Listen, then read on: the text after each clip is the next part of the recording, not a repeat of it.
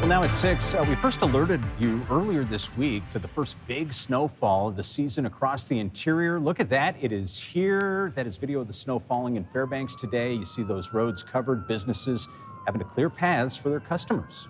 From snow in the interior to freezing rain further south and extreme wind out west, this storm is bringing widespread impacts to Alaska. And our chief meteorologist, Melissa Fry, you have been tracking all of this. Do we know how much more to come?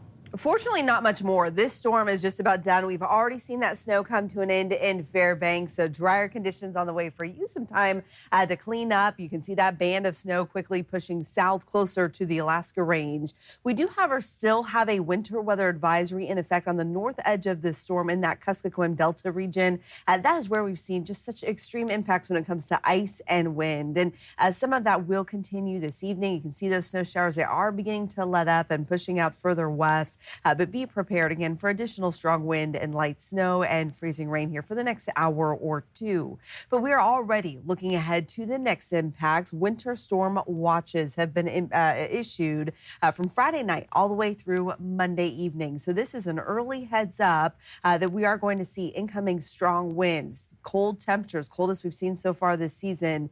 Wind chill values dropping to between 50 and 65 below zero. And those winds also likely causing blowing snow and poor visibility. So again, that is from the Yukon Delta all the way into the interior this weekend. Those temperatures there are already dropping about 16 degrees colder in Dead Horse right now compared to 24 hours ago, down nearly 10 degrees in Fairbanks. And it's a settled drop tonight in Anchorage, but it's one that pushes us back below freezing for a change. We will stay below freezing overnight tonight and through the day on Thursday with high temperatures holding in those upper 20s. But we will also see chances for some light snow moving in. Fairbanks will see a return to drier conditions for you. 8 below, though, for the high temperature. Rain showers continue in Juneau at 44. Bethel, the sunshine returns, but temperatures are dropping 10 degrees for your high tomorrow. And again, it's going to get even colder as we head into the weekend. I'll have a look at that extended forecast next. All right. Appreciate you, Melissa. We'll check back in a moment. 5 members of Alaska's National Guard have been assisting ICE since Monday. One lawmaker is asking if that is legal.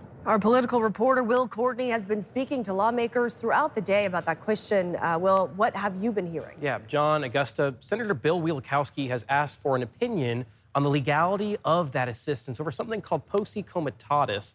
That's a federal law prohibiting the military from civilian law enforcement.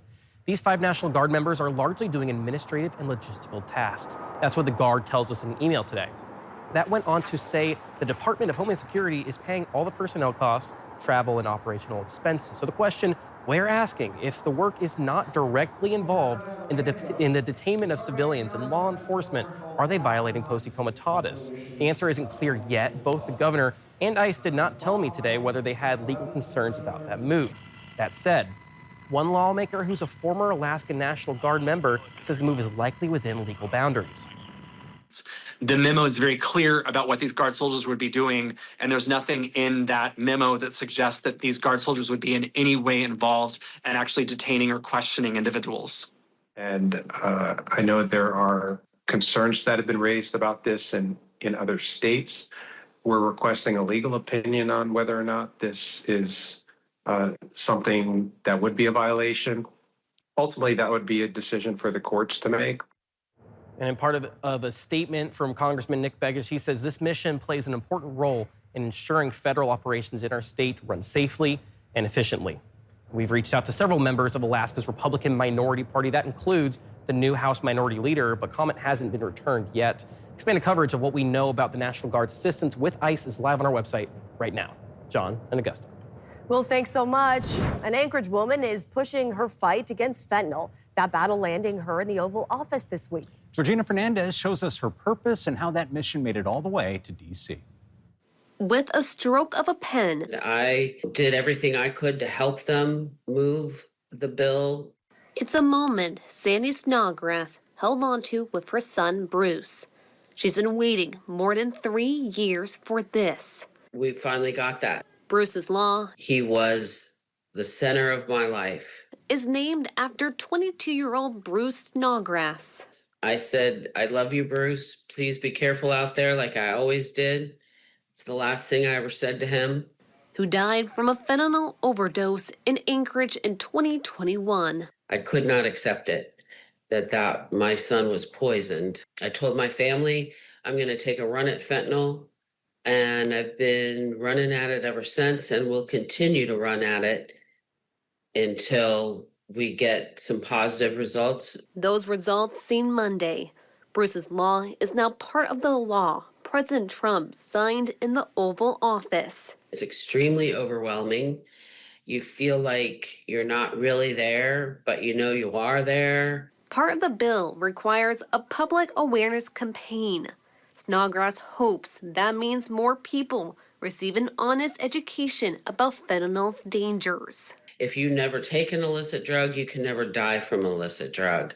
No, years ago, did you ever think you'd be in Washington, D.C., having these conversations with the president? I'm a clinical psychologist from Anchorage, Alaska, so yeah, no.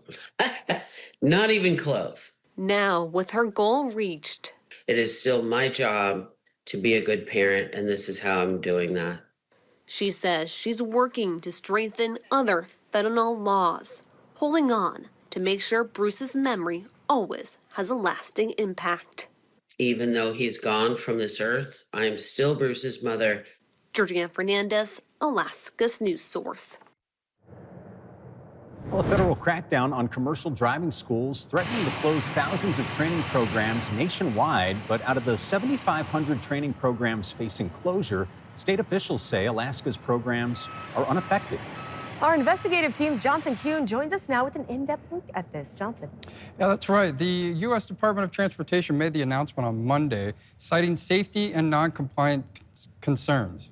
And I reached out to get a copy of the department's list for proposed closures, and no Alaska commercial driver's license training providers were on that list, which was later confirmed by the state's Department of Administration. Well, Johnson, we understand you spent a little time with a local training provider here in Anchorage, right? What was your takeaway?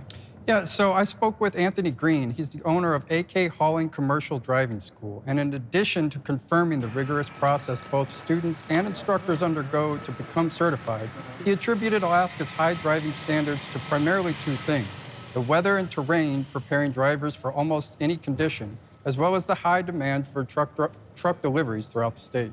All right, Johnson Kuhn, thank you so much for your reporting. You can check Johnson's expanded coverage right now on our website and mobile app. Marine Corps members are shipping out Thursday to spread the holiday spirit across northern Alaska. Yeah, they're set to deliver tons of toys this month through the Toys for Tots program. Georgina Fernandez takes us inside the gates as Marines spread some of that Christmas cheer. It's that time of year again. They look forward to it every year. The toys have been loaded up, The toys are waiting for us, and we're waiting to get out there. and the Marine Corps are ready to play Santa. That kind of memory is such a unique and cherishable moment that our Marines get to do. Marine Corps personnel are flying out this week to deliver tons of toys to children across Alaska during this year's Marine Corps Reserve Toys for Tots. We are personally going to around 15 villages north of the Kotzebue and north of the Arctic Circle. Through the 16th, Marines will be traveling to villages by plane and snow machine, spreading the holiday spirit across Alaska by hand delivering toys.